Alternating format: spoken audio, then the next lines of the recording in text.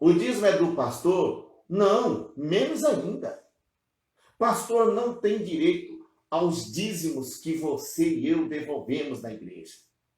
Até porque eu não posso falar das outras igrejas. Eu vou falar da igreja que eu sou pastor há 22 anos, só aqui na minha cidade, e eu não administro dinheiro. As igrejas batistas, em tese, outras também são assim, mas nós batistas, pastor não administra dinheiro, pastor não sabe quem dá dízimo ou quais os valores dos dízimos. Eu, por exemplo, nunca cheguei num tesoureiro meu, e isso, olha que são quase 30 anos de ministério, e eu nunca cheguei num tesoureiro para perguntar se o irmão X ou a irmã Y dá dízimo ou oferta e quanto eles dão. Isso não é meu papel.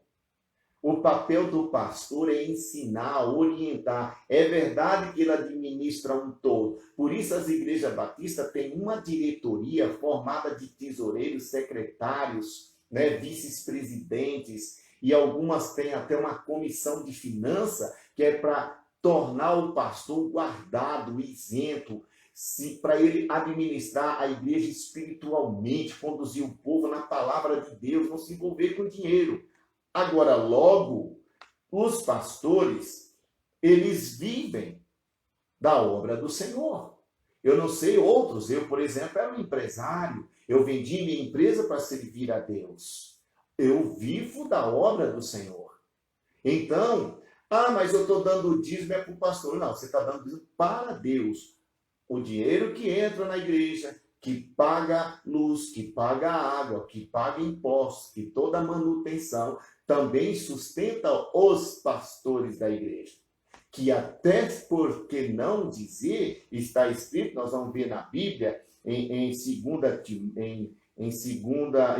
Timóteo capítulo 5, versículo 17, diz assim, os presbíteros ou pastores que fazem um bom trabalho na igreja merecem pagamento em dobro, especialmente os que se esforçam na pregação do evangelho e no ensino aos cristãos. Não sou eu que digo, está na Bíblia.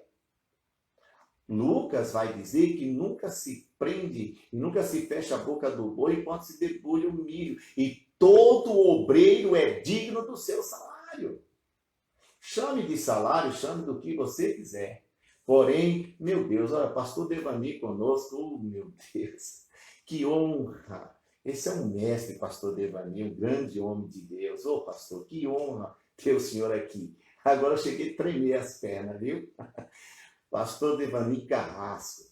Então, o pastor, o obreiro, ele é digno do seu salário. Agora, eu vou abrir um aspas para a gente terminando. É bem verdade que existe pastores e pastores. Existem aqueles que eles se aproveitam dos dízimos, eles se aproveitam das pessoas. Alguns até roubam.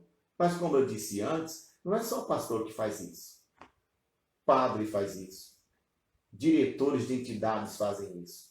Infelizmente, tem muitas pessoas mau caráter que às vezes usam o título de pastor para denegrir a imagem dos outros. Agora, o pior, meu Deus, é conversa franca, eu tenho que falar. O pior não é, ou seja, não são as pessoas de fora que às vezes criticam o pastor e dizem que pastores são todos iguais, que na verdade não são. São eles que generalizam. O pior, meu Deus, o pior é ver cristãos, às vezes crentes e membros da sua igreja, pensarem como pensam os incrédulos. E às vezes negar de dar o dízimo e a oferta porque estou de mal, eu não estou bem. Está agradando quem? A quem está atingindo? Eu me lembro de uma situação, irmão, não vou dar nome aos bois, né?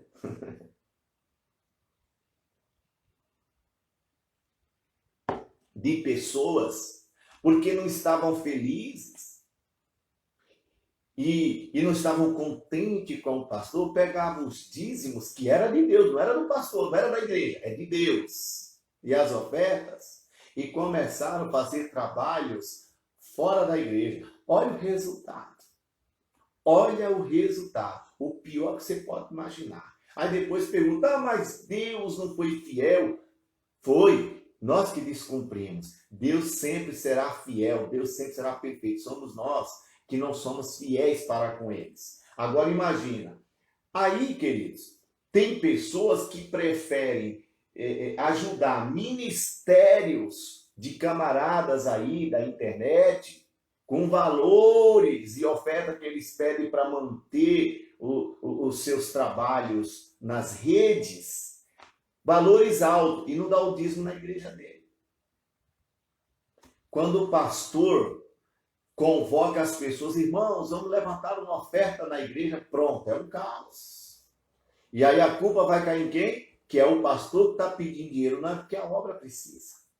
E um mal dos pastores, permitam com todo o meu amor e respeito, é que a maioria dos pastores tem medo de falar de dízimo e oferta. Agora, eu aprendi com o meu pastor uma coisa profunda. O meu pastor, um dia, ele disse para mim, quem ensina os filhos? São os pais. E quem ensina a igreja? O pastor. Então, se eu, como pastor, não ensinar minhas ovelhas que tem que ser dizimistas e ofertantes, a culpa é minha.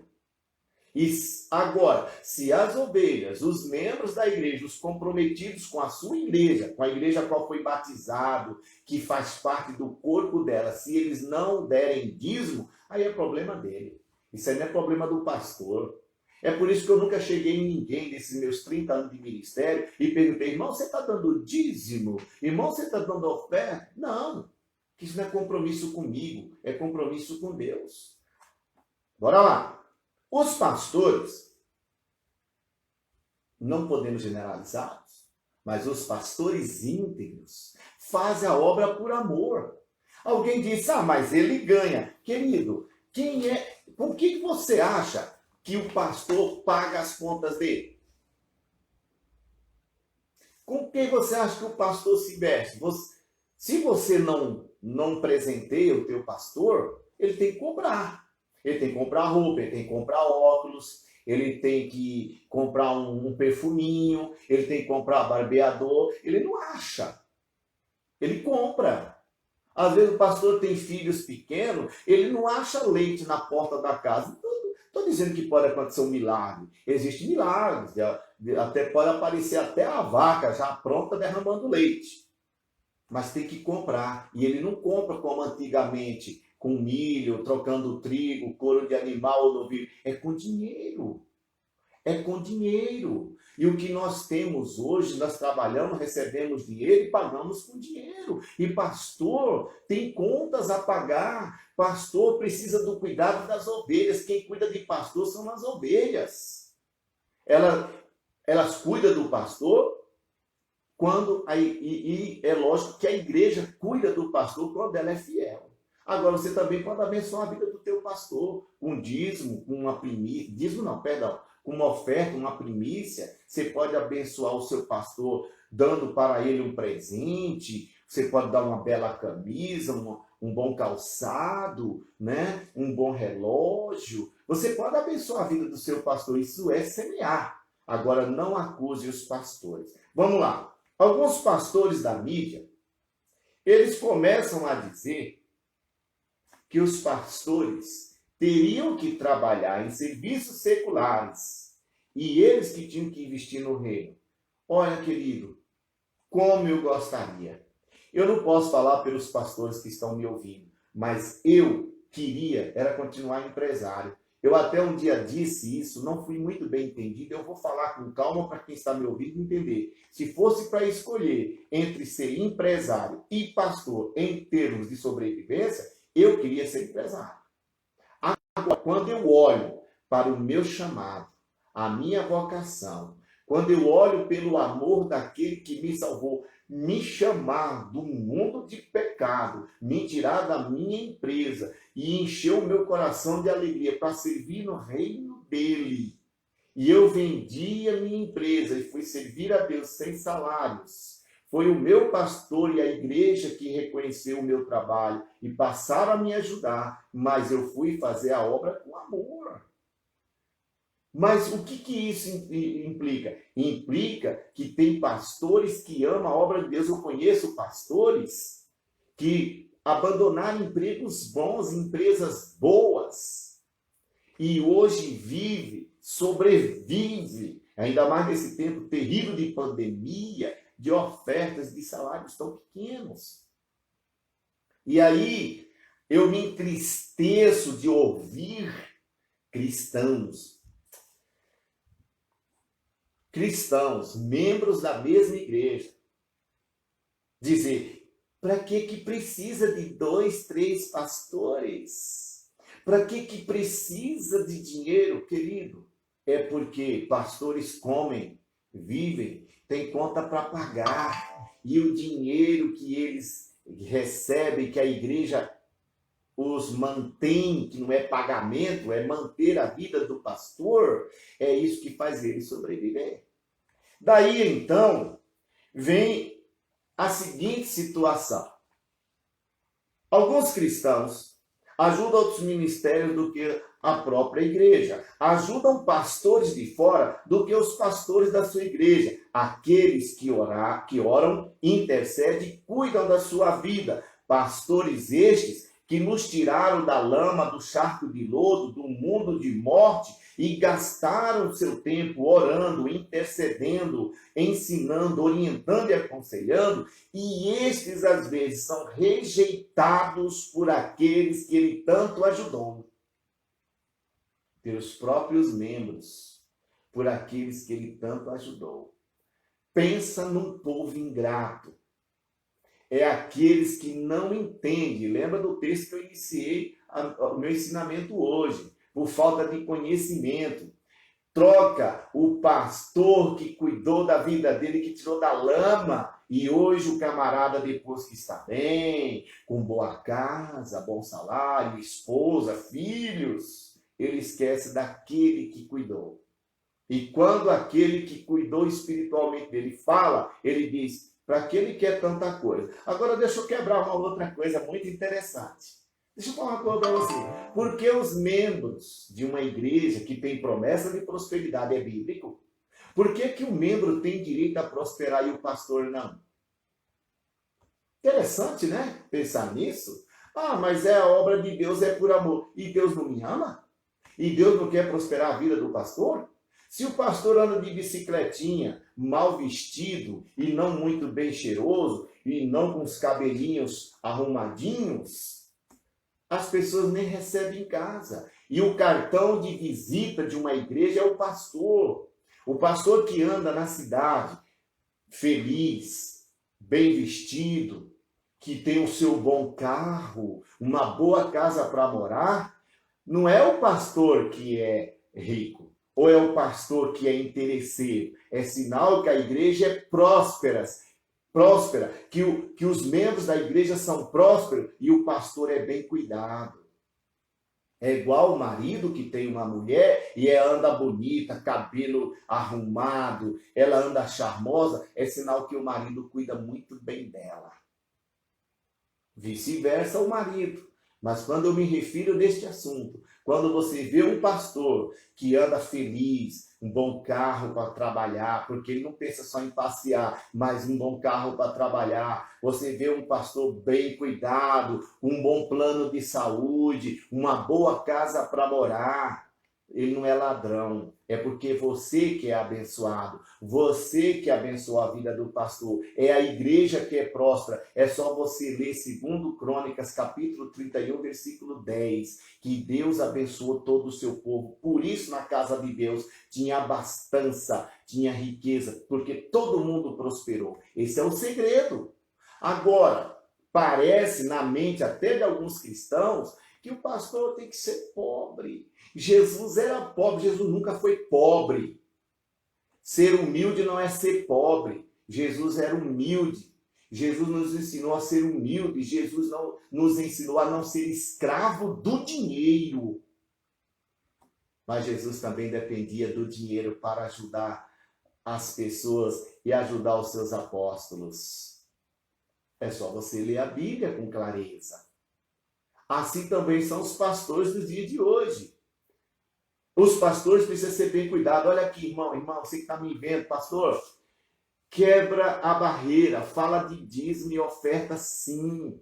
Porque quem abençoa a nossa casa somos nós, quem abençoa a nossa igreja somos nós, com a palavra de Deus. Fale de dízimo e oferta assim com clareza, por isso que eu chamei isso aqui de conversa franca. E se os membros da nossa igreja, nós oramos para que eles prosperem, nós também queremos prosperar. Não é ser rico, é ter abastança. É ver a mulher da gente feliz, os nossos filhos felizes. É a gente ter condições de pagar uma escola, uma faculdade para os nossos filhos. Quem disse que ser humilde é ser pobre? Agora, volta a dizer, tem pastores aproveitadores que pensam em riqueza. Mas os homens de Deus prosperam. Sabe por quê? Porque é Deus que abençoa. Deus abençoa a igreja, Deus prospera a igreja para que a igreja possa abençoar o seu pastor. E isso faz parte da membrologia. Isso faz parte dos princípios cristãos. Daí então, querido, você pode olhar por que um diretor de uma creche, o diretor de uma entidade filantrópica, por que um diretor de casa de idosos, por que todos os outros diretores de outras entidades também sem fins lucrativos podem ser mantidos pela entidade e os pastores não podem? Querido, se o pastor anda aí, passando necessidade, sabe o que ainda tem crente que diz? O pastor está em pecado. Se o pastor tem uma casa para morar, se o pastor tem um carro bom para andar, é ladrão. Sabe quem faz isso? Não é o povo de fora, não. Às vezes de dentro da igreja. Agora você olha o pastor, ou os pastores, que dedicaram a sua vida pela obra, sacrificaram as suas vidas, que abriram mão dos seus sonhos, dos seus projetos pessoais, para se dedicar à obra de Deus. Eu falo de mim, não quero que venha chocar ninguém. Eu simplesmente sou formado em letras, estou me formando em psicanálise, eu sou formado em teologia, sou formado em psicologia pastoral, eu sou doutor em missiologia. Eu poderia muito bem estar dando aula, já dei aula em faculdade, mas eu abri mão de tudo, porque a obra de Deus é maior do que todas essas coisas. Fazer a obra de Deus me faz feliz. Então, para concluir, o dízimo não é do pastor. O dízimo é de Deus.